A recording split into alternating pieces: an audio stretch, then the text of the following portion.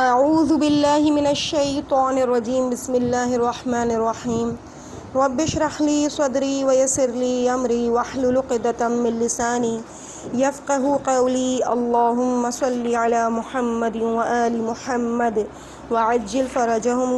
کاشان بصیرت کے انتہائی معزز اور عزیز سامعین، السلام علیکم ورحمۃ اللہ وبرکاتہ۔ امید ہے کہ آپ سب خیریت سے ہوں گے۔ کتاب حضرت مولا علی علیہ السلام مدینہ میں 25 سال کی ریڈنگ کے 13ویں حصے کے ساتھ آپ کی خدمت میں میں زہرا علی حاضر ہوں۔ پیج نمبر ہے 212 اور جس ہیڈنگ کا آغاز ہو رہا ہے وہ ہے امامت اور انتخاب خلافت۔ حضرت علی علیہ السلام کی خلافت پر گفتگو کرنے کے لیے ان کے 25 سالہ خاموشی کے ابتدائی دور میں واپس چلنا ہوگا، جب رسول اکرم اپنی رحلت سے قبل نہ صرف رسول تھے بلکہ امام اور خلیفہ بھی تھے۔ جیسا کہ پہلے تفصیل سے عرض کر چکا ہوں کہ رسالت تو آن حضرت کی رحلت کے ساتھ ہی ختم ہو چکی تھی، لیکن امامت من جانب اللہ حضرت علی کے پاس محفوظ تھی، جس کی تصدیق رسول نے کر دی تھی۔ تفصیل میں حوالے بھی درج ہیں۔ خلافت بجائے حضرت علی کے خلفائے ثلاثہ کے پاس رہی، لیکن حضرت عثمان کی شہادت کے بعد جب خلافت حضرت علی کو ملی تو امامت کے ساتھ وہ دنیاوی خلافت کے مرتبے پر بھی فائز ہوئے۔ آج اسلام میں امامت اور خلافت ہی دو بڑے مکاتب فکر اور زاویہ نگاہ پائے جاتے ہیں۔ ایک فکر اور نظریہ بعض قرآنی آیات کے مطابق امام اور خلیفہ دونوں کو من جانب اللہ ہی قرار دیتا ہے اور کائنات کی ہر شے پر تصرف الہی کو ہی حرف آخر مانتا ہے، جبکہ دوسری طرف بعد نبوت خلافت کو جمہور کا حق تسلیم کرتا ہے اور اس سلسلے میں مختلف احادیث، روایات اور تاریخی واقعات کا سہارا لیتا ہے، جہاں خلیفہ لوگ مقرر کرتے ہیں اور یہ مرتبہ جمہور کے انتخاب کی بدولت ہے۔ خلافت انتخاب اور بیعت سے ثابت ہوتی ہے، جس کا ثبوت دوسرے اور تیسرے خلیفہ کو چھوڑ کر اول اور آخری خلیفہ کا انتخاب ہے۔ ایک مکتبہ فکر کے نزدیک پیغمبر اسلام نے اپنے انتقال سے قبل کسی کو خلافت کے لیے نامزد نہیں کیا، جبکہ بعض کے نزدیک امامت کا انتخاب خدائی انتخاب ہے، جس کی مثال علی ہے، اور قرآن میں امام مبین کی وضاحت کرتے ہوئے رسول نے علی کی امامت کو پہچانوایا بھی تھا۔ حضرت کی زندگی میں تو جو واقعات یا حادثات پیش آئے، حضرت جبرائیل حکم الہی لا کر بذریعہ وحی اس کا حل پہنچا دیتے تھے۔ تاریخ شاہد ہے کہ دینی مسائل ہوں یا دنیاوی، اجتماعی مسائل ہوں یا گھریلو، رسول وحی کے منتظر رہتے اور پھر وحی کے مطابق اپنا فیصلہ سنا دیتے تھے۔ حضرت کے رحلت کے بعد اب کسی رسول کو آنا تھا اور نہ ہی وحی کا نزول ہونا تھا، تو پیچیدہ مسائل پر قوانین الہی کے مطابق فیصلے کون کرتا؟ یہ بھی نہیں کہ اللہ اپنے بندوں کو لاوارث چھوڑ دیتا۔ شیخ صدوق نے علل الشرائع اردو جلد اول صفحہ نمبر 226 پر درج کیا ہے کہ میرے والد رحمۃ اللہ نے کہا کہ بیان کیا مجھ سے سعد ابن عبداللہ نے روایت کرتے ہوئے احمد ابن محمد ابن عیسیٰ سے، اور انہوں نے محمد ابن سنان سے، انہوں نے نعمان رازی سے۔ ان کا بیان ہے کہ ایک مرتبہ ہم اور بشیر وہاں حضرت امام جعفر صادق علیہ السلام کے پاس بیٹھے ہوئے تھے کہ آپ علیہ السلام نے فرمایا کہ حضرت آدم علیہ السلام کی نبوت کی مدت پوری ہو گئی اور ان کا کھانا پینا منقطع ہو گیا، تو اللہ تعالیٰ نے ان کی طرف وحی فرمائی کہ اے آدم علیہ السلام، تمہاری نبوت کی مدت پوری ہو چکی ہے، تمہارا کھانا پینا منقطع ہے، تو اب جو کچھ بھی تمہارے پاس علم و ایمان اور میراث نبوت و علمی آثار اور اسم اعظم ہے، وہ سب اپنی نسل اور اپنی ذریت میں سے ہبۃ اللہ کے سپرد کر دو، اس لیے کہ میں زمین کو بغیر کسی ایسے عالم کے نہیں چھوڑوں گا جس سے میری اطاعت اور میرا دین معلوم کیا جا سکے، تاکہ وہ اطاعت گزاروں کے لیے باعث نجات ہو۔ جب نبوت کی میراث اپنی نسل اور ذریت میں سے قرار پائی تو آخری رسول جو بغیر مرضی رب گفتگو ہی نہ کرتے تھے، حضرت علی کو اپنا نائب امام خلیفہ بنا کے گئے تھے، جس کا اعلان متعدد بار کیا۔ معلم الاطرتہ اردو ترجمہ یا نابع المودہ میں صفحہ نمبر 208 پر علامہ جلیل شیخ سلیمان حسینی بلخی قندوزی حنفی مفتی اعظم قسطنطنیہ کی تحریر ہے کہ ہمونی سعید ابن جبیر سے وہ ابن عباس سے روایت کرتے ہیں کہ رسول اللہ نے فرمایا، اے علی، میں دانائی کا شہر ہوں اور تم اس کا دروازہ ہو۔ شہر میں صرف دروازے سے داخل ہونا پڑتا ہے۔ وہ شخص بالکل جھوٹا ہے جو اس بات کا مدعی ہے کہ وہ مجھے دوست رکھتا ہے حالانکہ وہ تم سے بغض رکھتا ہے۔ تم مجھ سے ہو اور میں تم سے ہوں۔ تیرا گوشت میرا گوشت، تیرا خون میرا خون، تیری روح میری روح، تیرا باطن میرا باطن، تیرا ظاہر میرا ظاہر۔ تم میری امت کے امام ہو اور میرے وصی ہو۔ جس نے تیری اطاعت کی وہ نیک بخت ہو گیا، جس نے تیری نافرمانی کی وہ بدبخت ہو گیا۔ جس نے تجھے دوست رکھا وہ فائدے میں رہا، جس نے تمہاری نافرمانی کی وہ گھاٹے میں رہا۔ جس نے تمہیں پکڑے رکھا وہ کامیاب ہو گیا، جس نے تمہیں چھوڑ دیا وہ ہلاک ہو گیا۔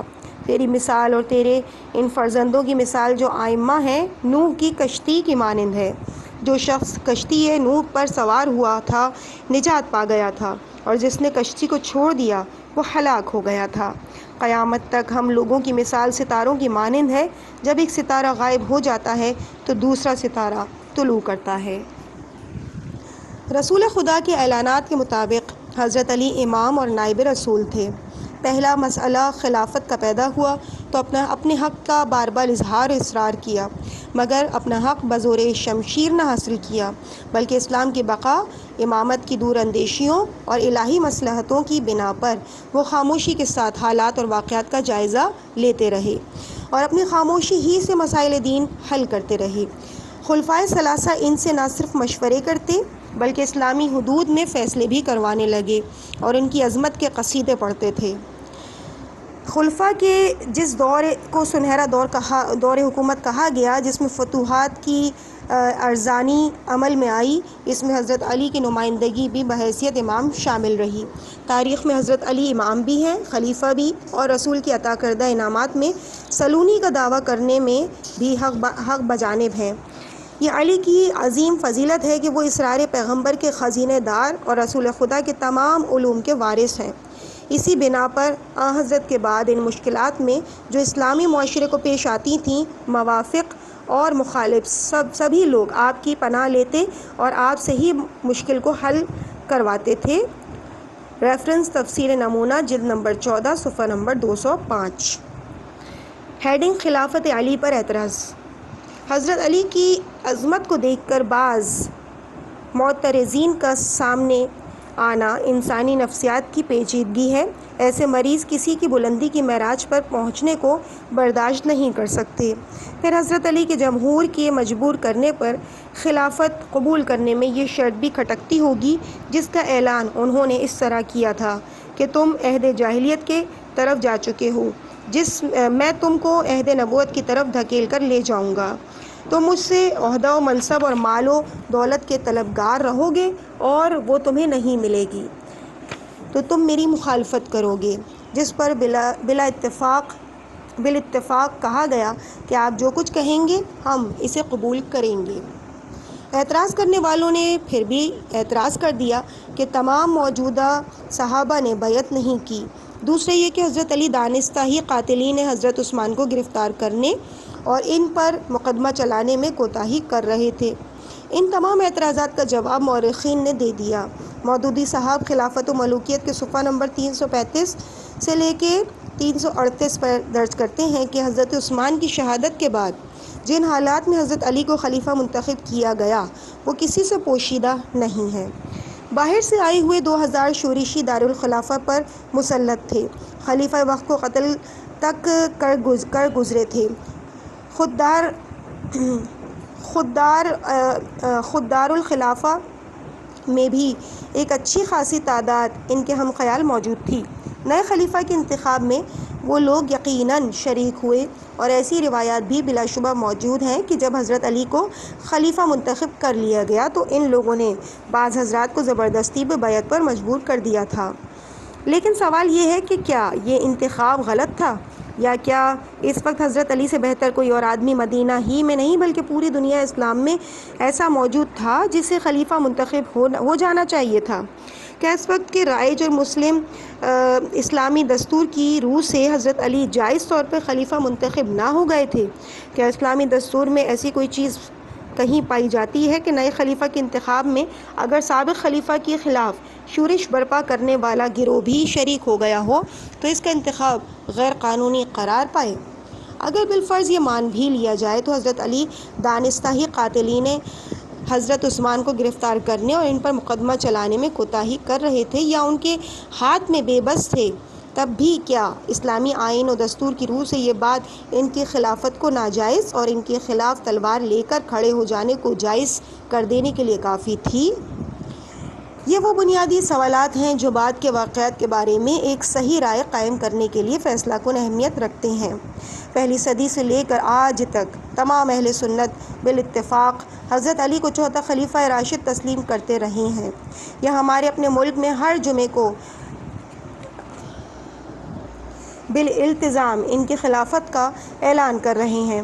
کم و بیش یہی صورتحال خود حضرت علی کے زمانے میں بھی تھی کہ ایک شام کے صوبے کو چھوڑ کر جزیرۃ العرب اور اس کے باہر کے تمام اسلامی مقبوضات ان کی خلافت مان رہے تھے۔ مملکت کا نظام عملاً انہی کی خلافت پر قائم ہو چکا تھا اور امت کی عظیم اکثریت نے ان کی سربراہی تسلیم کر لی تھی۔ اب رہا بعض صحابہ کی بیعت نہ کرنے کا اعتراض، تو تاریخ طبری، البدایۃ والنہایہ، الاستیعاب جیسے زیادہ تر مورخین اس بات پر متفق ہیں کہ جب مسجد نبوی میں اجتماع ہوا تھا تو تمام مہاجرین و انصار نے حضرت علی کے ہاتھ پر بیعت کی تھی۔ البتہ صحابہ میں سے 17 یا 20 ایسے تھے جنہوں نے بیعت نہیں کی تھی، لیکن اس معمولی اور بے وجہ انحراف کی ذرہ برابر اہمیت نہیں ہے۔ مولانا مودودی صاحب نے لکھا کہ اگر سعد بن عبادہ نے بیعت نہ کرنے سے حضرت ابوبکر و عمر کی خلافت مشتبہ نہیں ہوتی تو 17 یا 20 صحابہ کی بیعت نہ کرنے سے حضرت علی کی خلافت کیسے مشتبہ قرار پا سکتی ہے؟ علاوہ بری ان چند صحابہ کی بیعت نہ کرنا محض ایک منفی فعل تھا جس سے خلافت کی آئینی پوزیشن پر کوئی اثر نہیں پڑتا۔ کیا مقابلے میں کوئی دوسرا خلیفہ تھا جس کے ہاتھ پر انہوں نے جوابی بیعت کی ہو؟ یا ان کا یہ کہنا تھا کہ اب امت و مملکت کو بے خلیفہ رہنا چاہیے، یا یہ کہ کچھ مدت تک خلافت کا منصب خالی رہنا چاہیے؟ اگر ان میں سے کوئی بات بھی نہیں تھی تو محض ان کے بیعت نہ کرنے کے یہ معنی کیسے ہو سکتے ہیں کہ اکثریت اور عظیم اکثریت نے جس کے ہاتھ پر بیعت کی ہے وہ جائز طور پہ فی الواقع خلیفہ نہیں بنا؟ ریفرنس خلافت و ملوکیت۔ ہیڈنگ ہے اس کے بعد حضرت علی علیہ السلام کی حکمرانی۔ حضرت علی کو حکومت کی باغ ڈور اس وقت ملی جب رسول خدا کی اصلاحی اور انقلابی پالیسی پر عمل میں کمی آ گئی تھی۔ فتنہ و فساد نے اپنی پرانی روش اختیار کر لی تھی۔ حضرت ابوبکر اور حضرت عمر نے اپنی فتوحات میں اسلامی حکومت کا دائرہ وسیع کر دیا تھا۔ حضرت عمر نے خصوصاً اپنی حکومت قائم کرنے میں بڑی کاوش کی، لیکن یہ بھی ضرور ہوا کہ حکومت کی بساط پر امیر معاویہ کو جو عہدہ ملا اس سے سوئے ہوئے فتنے بیدار ہونے لگے، جس میں حضرت عثمان قتل ہو گئے اور حضرت علی کو انہی فتنوں سے نبرد آزما ہونا پڑا۔ انہوں نے جس مذہب اسلامی کا تقویٰ، عدل اور صدق و صفا دیکھا تھا، اس کا گلا گھونٹ دیا گیا۔ حضرت علی نے تشویش کی نگاہ سے حالات کا جائزہ لیا اور مسائل تیزی سے حل کرنے لگے۔ ان کے کارناموں اصلاحات کو دیکھ کر لوگ حیران ہوتے کہ جس شخص نے رسول کی ساری زندگی میں سپہ سالاری کے فرائض انجام دیے، جو صرف رسول کے احکامات پر ہی عمل پیرا رہا اور وفات پیغمبر کے بعد حکومت کے ہر شعبے سے دور رہ کر 25 سال صبر آزما زندگی گزاری، سیف کو میان میں رکھ کر جو صرف جہاد بالنفس اور جہاد بالقلم کرتا رہا، اس نے یہ سب کیسے کر دکھایا جو ایک عظیم الشان اسلامی سلطنت قائم کرنے کے لیے ضروری ہوتا ہے۔ انہوں نے طوفانی حادثات میں بھی اپنی صلاحیتوں کو معراج کمال تک پہنچا دیا۔ دراصل حضرت علی نے اپنی حکومت کی بنیاد ہی اسلامی نظریات و سیاست پر رکھی، جسے سمجھنے کی ضرورت ہے۔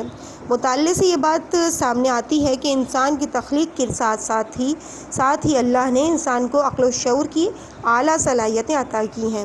یہ ایک صالح نظام حیات دیا گیا کہ وہ انہیں عطیات الہی کے ذریعے بلند سے بلند تر مقام حاصل کر سکے۔ انسان ایک مدت تک صحیح ڈگر پر چلتا رہا، ایک قوم، ایک مسلک اور ایک ہی نظریے زندگی تھا، نہ آپس میں نفاق و اختلاف۔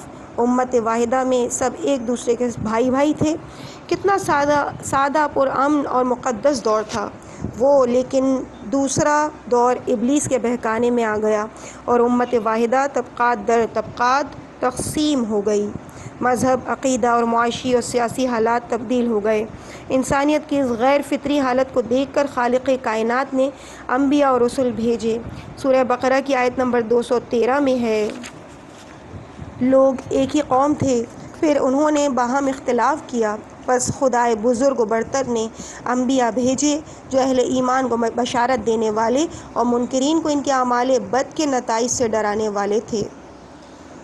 نبیوں کی طویل جدوجہد کے باوجود حالات بد سے بدتر ہوتے گئے تو اللہ نے آخری رسول کو مبعوث کیا صلی اللہ علیہ وآلہ وسلم۔ عالم انسانی پر گمراہی کی گھٹا ٹوپ بادل چھائے تھے۔ قوم اور اس کا ہر فرد دین الہی سے بیگانہ تھا۔ فلسفہ الہی کے اجتماعی اور سیاست اسلامی میں عبادت پر خود غرضی، جاہ پسندی اور فرعونیت نے پہرا بٹھا دیا تھا۔ حریت، آزادی، مساوات اور جمہوریت کا دور دور تک پتہ نہ تھا۔ ملوکیت اور شہنشاہیت کے سکے غریب طبقے کو پامال کرنے میں کام آ رہے تھے۔ حضرت نے تکالیف برداشت کرتے ہوئے قلیل عرصے میں انسانی فکر و عمل کو ایمان، صداقت اور مساوات دے کر عظیم الشان کارنامہ انجام دیا۔ اسلام عرب سے بڑھ کر کائنات انسانی کے دل اور دماغ پر حاوی ہو گیا۔ حضرت علی پروردہ رسول تھے اور انہوں نے نہ صرف بچپنے سے بلکہ جوانی میں بھی قدم بقدم رسول کا ساتھ دیا۔ بڑی بڑی جنگوں کے ہیرو رہے، رسول کا طرز حکمرانی دیکھا اور حکومت ملتے ہی انہوں نے اسلامی نظریات سیاست پر عمل کرتے ہوئے رسول کے نقش قدم پر چلنا شروع کر دیا۔ اس سلسلے میں مورخ اسلامی مسعودی نے حضرت علی کی شخصیت پر مختصر اور جامع روشنی ڈالی ہے۔ کہتے ہیں کہ اگر تقدم فی الاسلام، صحبت رسول، رفاقت نبوی، در معرکہ حق و باطل، قرابت محمدی، علم کتاب، علم مذہب اسلام، تقوی، عدل اور مساوات، راست بازی، زہد، صدق و صفا، علم حدیث و فقہ اور علم دین و دنیا کسی انسان کی بزدلی کی دلیل ہو سکتے ہیں تو یقیناً حضرت علی کا درجہ مسلمانوں میں سب سے کسی انسان کی بزرگی کی دلیل ہو سکتے ہیں تو یقیناً حضرت علی کا درجہ مسلمانوں میں سب سے افضل ہے۔ اس کے بعد ہیڈنگ ہے، اسلامی دستور کو تحریری شکل دی۔ حضرت علی نے قرآن اور سنت میں درج قوانین کو جو دستاویزی شکل دی وہ ان کا عظیم کارنامہ ہے، جسے مالک اشتر کے نام اس وقت لکھا تھا جب وہ مصر کی گورنری کا چارج لینے جا رہے تھے۔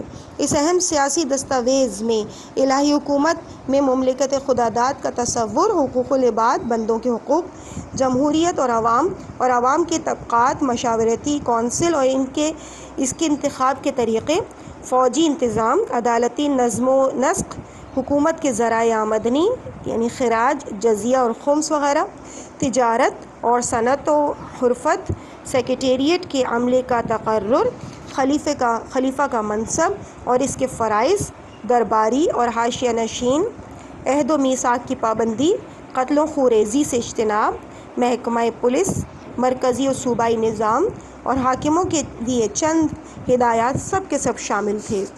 کاش آج حکومتیں اسی دستور پر عمل کریں تو اسلامی حکومت کا درخشاں باب کھل سکتا ہے۔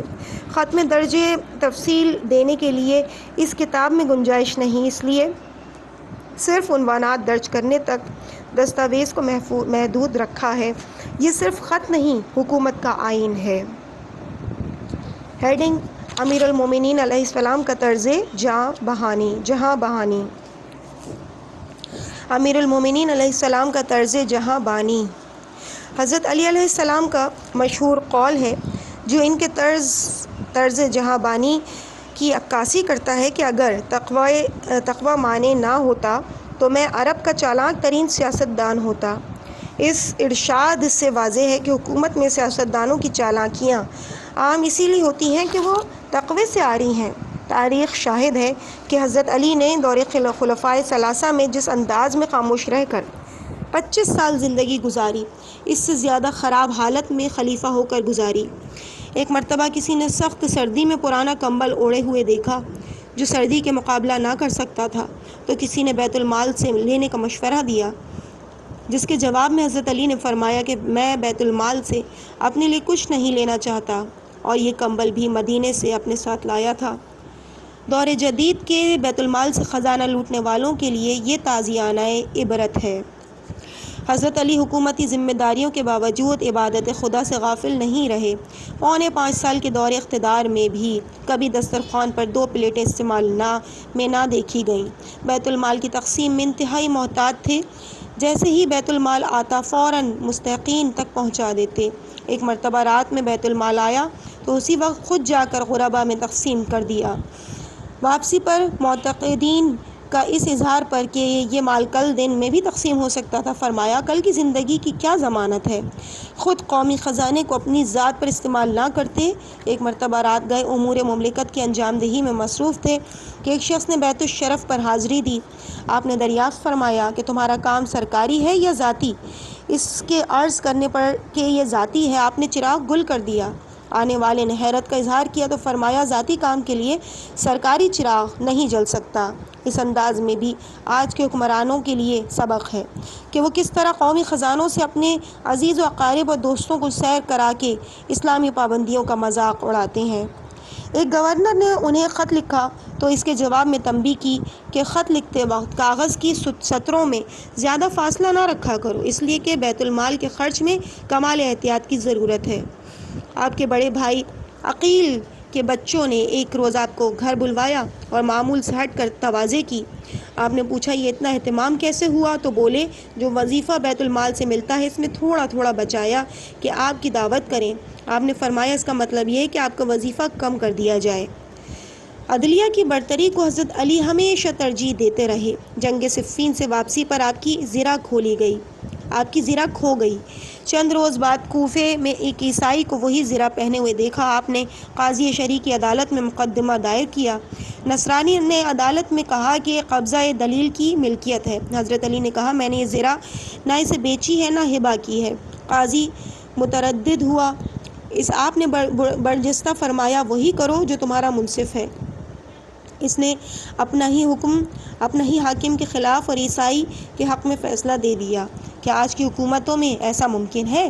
حضرت علی کے انداز خلافت اور اعلیٰ ظرفی سے متاثر ہو کر عیسائی مشرف با اسلام ہوا اور زرہ بھی واپس کر دی۔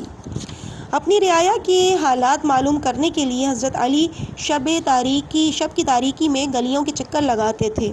ایک بار ایک ضعیفہ کو مشکیزہ اٹھا کر کراتے ہوئے دیکھا تو آپ نے مشکیزہ خود اٹھایا اس کے گھر تک پہنچایا۔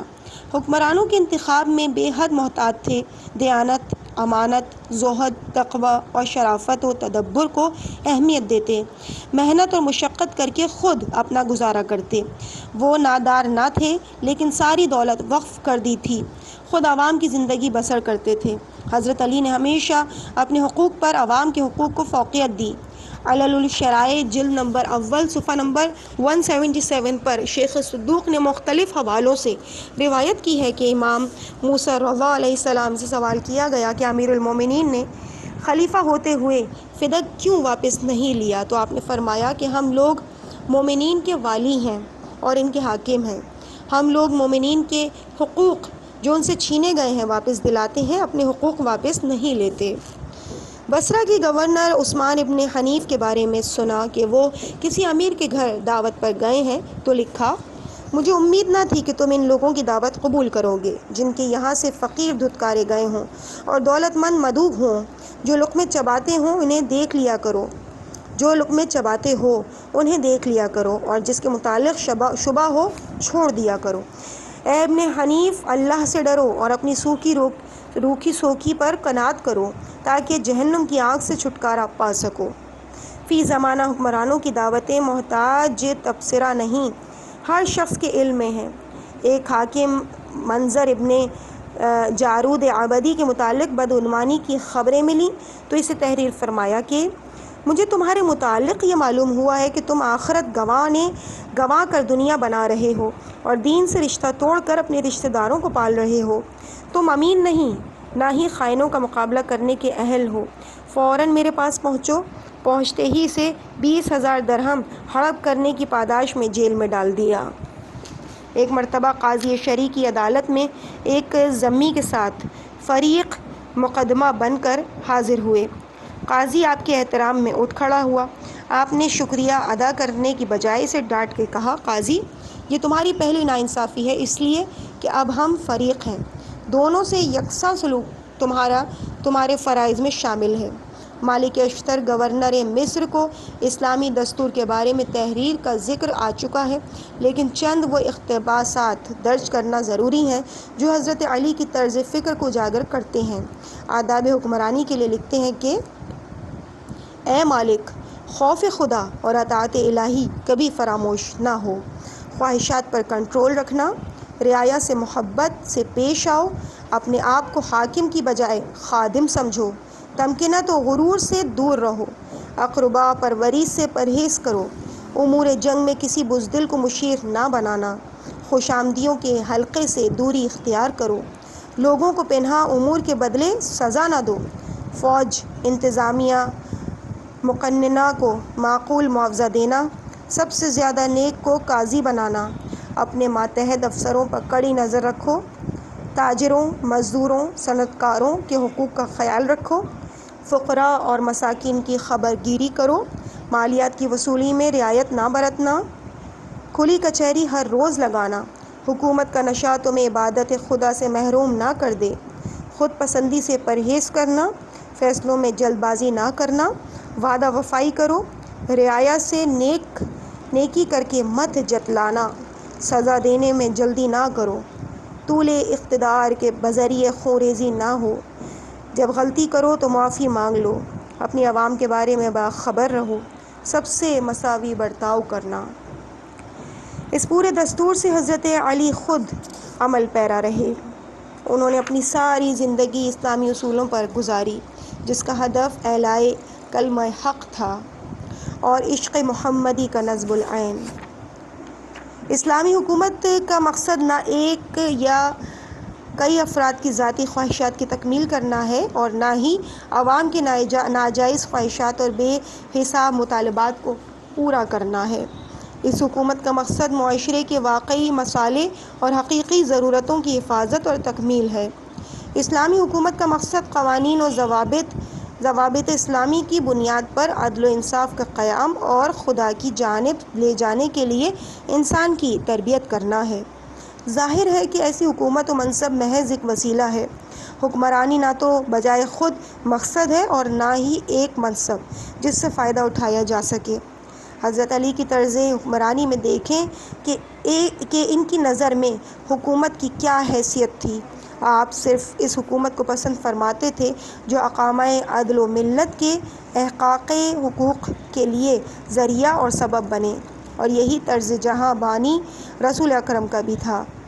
اپنے دور خلافت میں اپنے 25 سالوں کا حساب سابقہ ادوار کے مخالفین سے نہ لے کر وہ مثال قائم کی کہ اگر دنیا اس پر عمل کرے تو حکمرانوں میں ایک دوسرے سے بدلہ لینے کی بدترین رسم ختم ہو سکتی ہے۔ ہیڈنگ سندھ میں اسلام حضرت علی نے پہنچایا۔ اس عنوان پر مولانا نجم الحسن صاحب نے 14 ستارے میں تفصیل سے روشنی ڈالی ہے، جسے میں مختصر کر کے پیش کر رہا ہوں۔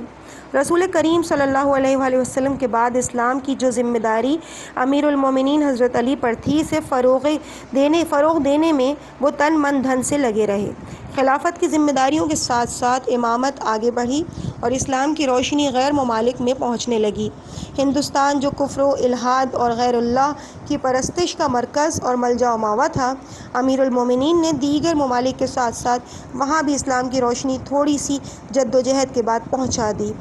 امام المؤرخین ابو محمد عبداللہ ابن مسلم ابن قتیبہ دینوری اپنی کتاب المعارف کے صفحہ نمبر 15 طبع مصر 1934 عیسوی میں لکھتے ہیں کہ ہندوستان میں سب سے پہلے اسلام امیر المومنین حضرت علی بن ابی طالب علیہ السلام کے عہد میں پہنچا۔ چچ نامہ قلمی صفحہ نمبر 34 میں ہے کہ امیر المومنین علیہ السلام نے 38 ہجری میں ناظرین اور اوراق کو سرحدات سندھ کی دیکھ بھال کے لیے روانہ کیا۔ اس سے قبل عہد عثمانی میں عبداللہ ابن عامر ابن کریز کو مقرر کیا گیا تھا۔ مورخ بلازری لکھتے ہیں کہ وہ تغر الہند کی طرف دریائے مہم پر روانہ ہوئے۔ عبداللہ ابن عامر نے کہا کہ حکیم ابن جبل عدودی جبل عددی کی سرداری میں ایک دستہ سمندر کی راستے روانہ کیا گیا۔ وہ بلوچستان اور سندھ کے مشرقی علاقے کی دیکھ بھال کر کے واپس آئے تو عبداللہ نے ان کو عثمان ابن عفان کے پاس بھیج دیا۔ منفی حالات سن کر انہوں نے لشکر کشی کا خیال ترک کر دیا۔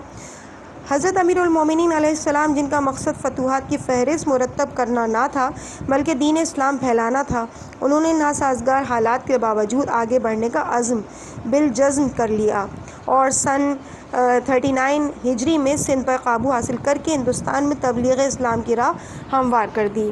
علامہ ابوالظفر الندوی تحریر فرماتے ہیں کہ 39 ہجری میں حضرت علی نے حارث ابن مرہ عبدی کو سندھ پر قابو حاصل کرنے کے لیے بھیجا اور اسی سن میں سندھ فتح ہوا۔ تاریخ سندھ دار المصنفین اعظم گڑھ 1947 عیسوی میں ہے کہ سندھ حضرت علی ابن ابی طالب کے ہاتھوں فتح ہوا اور حکومت اسلامیہ پہل انہی کے ہاتھوں قائم ہوئی۔ علامہ بلاذری المتوفی 279 میں لکھتے ہیں کہ آخر 38 ہجری یا اول 39 ہجری میں حارث ابن مروہ عبدی حضرت علی ابن ابی طالب سے اجازت لے کر بحیثیت مطوع سرحد سندھ پہنچے اور فتح یاب ہو کر کثیر غنیمت ہاتھ آئی۔ صرف لونڈی غلام ہی اتنے تھے کہ ایک دن میں 1000 تقسیم کیے گئے۔ حارث اور ان کے اکثر اصحاب عرض قیقان میں کام آئے، صرف چند زندہ بچے۔ یہ 39 ہجری کا واقعہ ہے۔ ترجمہ فتوح البلدان بلاذری، جلد نمبر 2، صفحہ نمبر 613، طبعہ کراچی۔ اسلام کا قدیم ترین مورخ ابن قتیبیہ اپنی کتاب معارف کے صفحہ نمبر 73 پر لکھتا ہے کہ امام زین العابدین علیہ السلام کی ایک بیوی سندھی تھیں اور اس سے حضرت زید شہید پیدا ہوئے تھے۔ پھر اسی کتاب میں صفحہ نمبر 95 پر لکھتا ہے کہ ترجمہ زید ابن علی ابن الحسین کی کنیت ابو الحسن تھی اور ان کی ماں سندھی تھیں۔ ایک اور جگہ لکھتا ہے کہ مروی ہے جو بیوی امام زین العابدین کو دی گئیں وہ سندھی تھیں۔ عبدالرزاق لکھتے ہیں کہ زید شہید امام زین العابدین کی جس بیوی سے پیدا ہوئے وہ سندھی تھیں۔ کتاب زید شہید، صفحہ نمبر 5، طبعہ نجف اشرف۔ حالات پر نظر کرنے سے بات واضح ہو جاتی ہے کہ سندھ میں دین اسلام حضرت علی علیہ السلام کے ذریعے پہنچا۔ آج بھی حیدرآباد سندھ میں مولا قدم یعنی حضرت علی کا قدم زیارت گاہ بنا ہوا ہے۔ عزیز سامعین، اس مقام پر ہم ریڈنگ کے اس سلسلے کو یہیں پہ روکتے ہیں۔ انشاءاللہ اس سے آگے کی ریڈنگ کو جاری رکھا جائے گا آپ کے سامنے اگلے حصے میں، جو کہ پارٹ نمبر 14 ہوگا انشاءاللہ، اور پیج نمبر 228 جاری و ساری ہے، اور اگلی ہیڈنگ ہوگی حضرت علی علیہ السلام میدان جنگ میں۔ مجھے اپنی دعاؤں میں یاد رکھیے گا۔ والسلام علیکم ورحمۃ اللہ وبرکاتہ۔